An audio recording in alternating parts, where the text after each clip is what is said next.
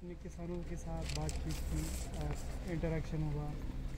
Poly house देखा, उसके बारे में बताएं क्या इसके पीछे का मकसद था। और आपने एक संदेश भी दिया कि नए किसान जो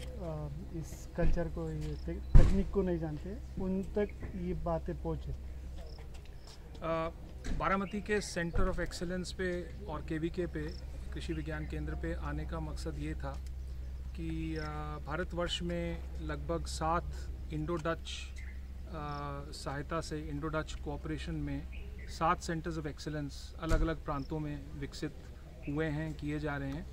और बारामती में भी ये centre of excellence Indo Dutch cooperation का वेजिटेबल्स का चल रहा है। तो भारत सरकार की ये कोशिश है कि जितने भी हमारे ऐसे सेंटर्स ऑफ एक्सीलेंस हैं, और बहुत सारे सेंटर्स ऑफ एक्सीलेंस, 40 से भी ज़्यादा इजरायली टेक्नोलॉजी के बारे में राज्य के कई प्रांतों में बनाए गए हैं, ये सारे सेंटर्स ऑफ एक्सीलेंस उन सभी प्रयोगों के साथ जुड़ें जो इनके बाहर भी किए जा रहे हैं। जैसे कि बहुत सारे हमारे किसान समूह हैं जो बहुत अच्छा काम कर रहे हैं। इसके अलावा एग्री स्टार्टअप्स, हमारा जो एग्री टेक का पूरा एक क्षेत्र है, वहाँ पर भी बहुत अच्छा काम चल रहा है नए नए प्रयोगों में, मार्केट लिंकेजेस से। तो हम चाहते हैं कि सेंटर्स ऑफ एक्सीलेंस जितने भी हैं बारामती जैसे, और किसानों के समूह, एफपीओज अगर कोई काम कर रहे हैं, या फिर केवीके या कोई एग्री स्टार्टअप्स हैं, ये सारे अपने प्रयोग एक दूसरे के साथ शेयर करें। और मुख्यतः उसका उद्देश्य ये है कि ये सारी तकनीकें जो विकसित हों सेंटर्स ऑफ एक्सीलेंस पे, एफपीओज के द्वारा, एग्री स्टार्टअप्स के द्वारा, ये सभी की सब तकनीकें छोटे और सीमांत किसानों तक पहुँचें।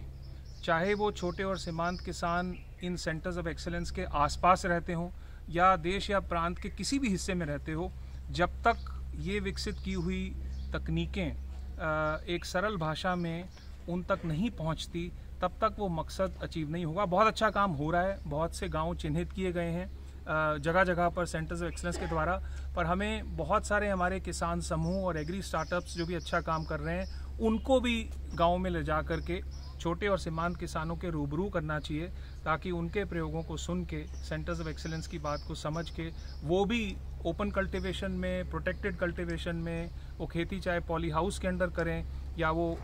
खुले खेत में करें, ऐसी सब तकनीकें और प्रयोग वो भी अपने प्रांत में, अपने घर के आसपास विकसित कर सकें और ज़्यादा से ज़्यादा इनकम उससे कमाएं। Thank you very much.